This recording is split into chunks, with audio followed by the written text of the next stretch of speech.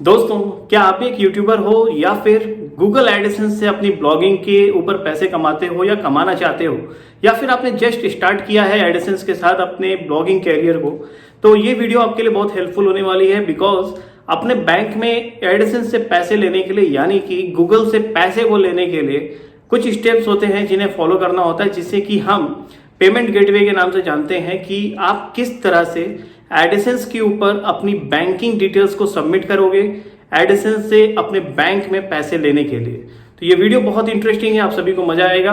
और अगर वीडियो को शुरू करूं उससे पहले एक छोटी सी रिक्वेस्ट है कि नए हो चैनल के ऊपर तो चैनल को जरूर सब्सक्राइब कर लेना, जिससे कि जब भी मैं कोई वीडियोस को डालूंगा तो उसकी अपडेट आपको देखने को मिलती रहेगी। चलिए चलते हैं, और इस वीडियो में हम एक छोटी सी कॉन्सेप्ट को भी क्लियर करने की कोशिश करेंगे कि क्या होता है एफएफसी या फिर एफबीओ, जो कि रिक्वायर्ड करता है आपका जब आप एज अ वायर ट्रांसफर आप अपने पेमेंट गेटवे को डालते हैं गूगल के ऊपर। तो ये दो चीजें मांगता है एफएफसी और एफबीओ, क्या आपको डालना चाहिए या नहीं डालना चाहिए, क्या होता है, ये हम इस वीडियो में देखेंगे और समझेंगे, और आपको स्टेप बाय स्टेप दिखाएंगे कि कैसे आप अपने पेमेंट गेटवे को, अपनी बैंकिंग डिटेल्स को सबमिट करोगे गूगल के ऊपर, ताकि कि आप उसमें अपने पेमेंट्स को ले सकें। तो चलिए चलते हैं और देखते हैं क्या है क्विक स्टेप्स। दोस्तों, यदि आप भी एक यूट्यूबर हो और या फिर आपने गूगल एडसेंस का इस्तेमाल किया है अपने किसी भी काम को एडवर्टाइज करने के लिए, या फिर आप एज अ पब्लिशर यूज़ करते हो गूगल एडसेंस को अपनी ब्लॉग को मोनेटाइज करने के लिए, तो आपको एक काम जो होता है आफ्टर रीचिंग 100 USD थ्रेशोल्ड, आपको अपनी पेमेंट की जो गेटवे होती है जहां पर आपको पेमेंट लेना होता है उसकी डिटेल डालनी बहुत ही कंपलसरी होती है। नहीं तो आपकी जो भी पेमेंट होती है वो होल्ड पर हो जाती है, जैसा आपको मेरे इस न्यू अकाउंट में देखने को मिल रहा है। Your payments are currently on hold, action is required to release payment. और ये लगभग 2 महीने से ऐसा ही था, मैंने इसे छोड़ो रखा था, और अभी मेरे को मेल आया कि अगर मैं इसका डिटेल नहीं सबमिट करूंगा तो मेरा अकाउंट जो है वो टर्मिनेट कर दिया जाएगा। सो 1 हफ्ते का समय दिया and asking to submit the payment details जहां भी मैं पेमेंट को लेना चाहता हूं। तो आपके साथ भी ऐसा हो सकता है, क्योंकि हर किसी ने बैंक का डिटेल्स अभी तक सबमिट नहीं किया होता है जब तक उसे पेमेंट आना नहीं होता है। तो आप कैसे अपने एडसेंस अकाउंट में या फिर यूट्यूब के एडसेंस अकाउंट में, होता दोनों एक ही है, लोगों को नहीं समझ में आता। एडसेंस सिंगल एक ही अकाउंट है जिसे कि आप लोग गूगल एडसेंस के नाम से जानते हैं, और इसी का इस्तेमाल आपकी ब्लॉग को मोनेटाइज करने के लिए भी किया जाता है, और यूट्यूब भी इसी का इस्तेमाल करता है आपकी अर्निंग को सेंड करने के लिए। ठीक है, तो आप जब भी ऐसा मैसेज देखेंगे तो आपको सिंपली क्या करना है, आपको एक्शन पे क्लिक कर लेना है आपकी पेमेंट्स की सेटिंग को। और अगर आप इसको नहीं भी क्लिक करना चाहो तो आप सेटिंग में जाकर इस ऑप्शन को क्लिक कर सकते हो, अकाउंट ऑप्शन में। मैं उसे नहीं ओपन करूंगा ड्यू टू वहाँ पे मेरा आईडी दिखाएगा, इसलिए आपको एक्शन पे क्लिक कर लेना है। आपकी पेमेंट्स के अंदर, पेमेंट इन्फो के अंदर ये आपका देखने को मिलता है। दोस्तों, आप जैसे ही एक्शन के ऊपर क्लिक करोगे, पहले हम इसे एक बार रिफ्रेश कर लेते हैं पेज को, आपकी बैंक की डिटेल यहाँ पे मांगना ये शुरू कर देगा।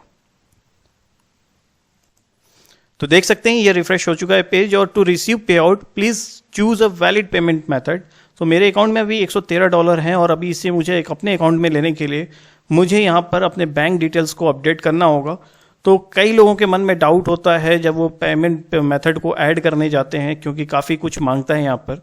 तो आपको मैं लाइव दिखा देता हूँ क्या क्या चीज़ों की रिक्वायरमेंट होती है, और कई लोगों का कंफ्यूजन होता है एफएफसी और एफबीओ को लेकर।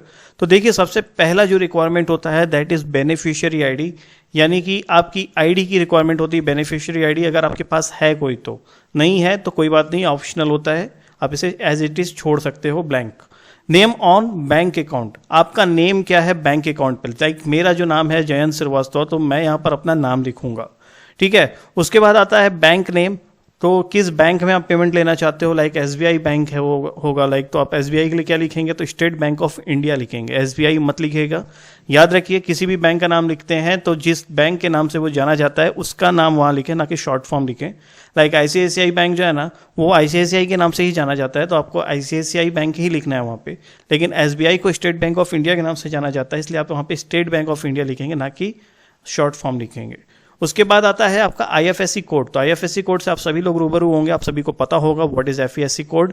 तो आईएफएससी कोड हर एक बैंक का सेपरेट होता है, आपके ब्रांच का जो एक यूनिक आईडी होता है that is known as your IFSC code. ठीक है, उसके बाद स्विफ्ट बीआईसी, तो वायर ट्रांसफर करने के लिए अगर एक कंट्री से दूसरे कंट्री में पेमेंट भेजा जाता है तो स्विफ्ट BIC कोड की रिक्वायरमेंट होती है। ये आपको आपके बैंक से ही पता चलेगा, तो आपको ऑलवेज अपने बैंक पे जाना चाहिए और उनसे BIC का नेम पूछना चाहिए। लाइक जैसे मैं आज गया था अपने स्विफ्ट BIC का पता करने, तो बैंक वालों को पता नहीं था यार कि आपको पेमेंट कहाँ चाहिए, क्या गूगल भी पैसे देता है एंड ऑल। तो कई सारे ऐसे भी लोगों को आपको देखने को मिलेंगे, मैनेजर, असिस्टेंट मैनेजर, जिनको पता ही नहीं है कि भाई आप गूगल से भी लोग पैसे पाते हैं। तो कोई फालतू तो है नहीं जो यहाँ पे आपका अपना समय इन्वेस्ट करता है यूट्यूब पे और सबके ऊपर, ठीक है। तो स्विफ्ट BIC आपको आपके बैंक से ही मिलेगा। आप गूगल पे भी देखकर ले सकते हैं, लेकिन मैं आपको रेफर नहीं करूंगा गूगल की बातों को। गूगल पे कभी कभी गलत भी दिखाता है। सो बेटर होता है कि आप अपने ब्रांच में जाकर पता करें स्विफ्ट BIC कोड के बारे में। उसके बाद का जो स्टेप है that is your account number. आपको अपना अकाउंट नंबर रीटाइप करना होगा। और जो ये दूसरा और तीसरा ऑप्शन लास्ट का दिख रहा है आपको ना, इमीडिएटरी बैंक और इंटरमीडिएटरी बैंक और FFC और FBO नंबर, तो ये आपको कंपलसरी फुल फिल करना नहीं है। इमीडिएटरी बैंक की रिक्वायरमेंट होती है अगर आपका बैंक डायरेक्ट करेंसी एक्सचेंज को सपोर्ट नहीं करता है। लाइक अगर आपका कोई छोटा मोटा बैंक है और हो सकता है कि वो डायरेक्ट सपोर्ट ना करता हो, तो उसका जो इमीडिएटरी बैंक है जिसके थ्रू वो कन्वर्जन को सपोर्ट करता है, आपको उसका यहाँ पे बैंक का नेम और डिटेल डालना होता है। इमीडिएटरी स्विफ्ट BIC, उनका BIC जो भी होगा, याद रखिए दैट इज ऑल ऑप्शनल। अगर आपके बहुत बड़े बैंक में अकाउंट है, लाइक SBI हो गया, ICICI हो गया, एक्सिस बैंक हो गया, तो ये सब बड़े बैंकों में आते हैं और इनके अपने ही सारे कोड होते हैं, तो यहाँ पे आपको भरने की जरूरत नहीं पड़ेगी इंटरमीडिएटरी बैंक में, दैट इज ऑल ऑप्शनल। उसके बाद आता है आपका FFC और FBO नंबर। तो सबसे पहला जो होता है FFC का मतलब क्या होता है, तो FFC is kind of like for further credit.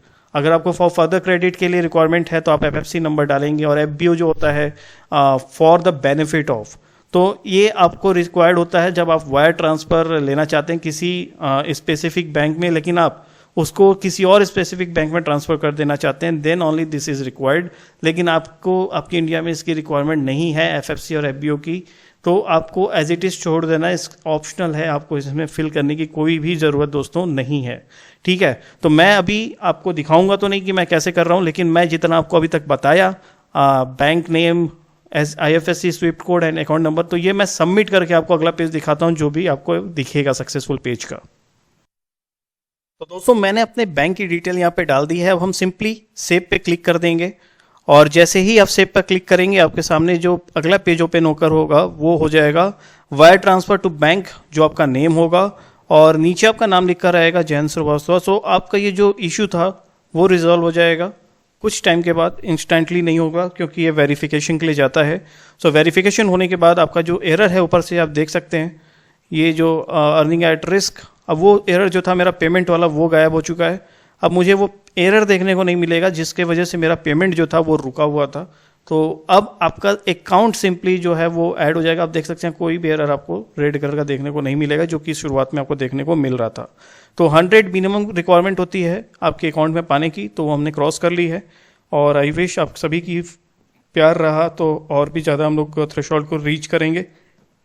Video पसंद आई हो तो लाइक शेयर कमेंट जरूर कीजिएगा। आई होप आप सभी लोग अपने जो एडिसेंस होगी उसमें आप अपने पेमेंट को जरूर ऐड कर पाएंगे इस वीडियो को देखने के बाद। और जो भी कंफ्यूजन होगा FFC और FBO को लेकर वो आपका मन में रिजॉल्व हो गया होगा। That is not required and not compulsory at all. आप सिंपली अपने Swift code, account number, account name, IFSC code के साथ आप अपने अर्निंग को शुरुआत कर सकते हैं। आप अपने अकाउंट में पैसा लेना शुरू कर सकते हैं दोस्तों। तो thanks for watching my video. फिर मिलता हूँ अगली वीडियो में कुछ नए ट्रिक्स और नए टेक्निकल वीडियोस के साथ। तब तक आप सभी का धन्यवाद वीडियो देखने के लिए। बाय बाय, जय हिंद दोस्तों।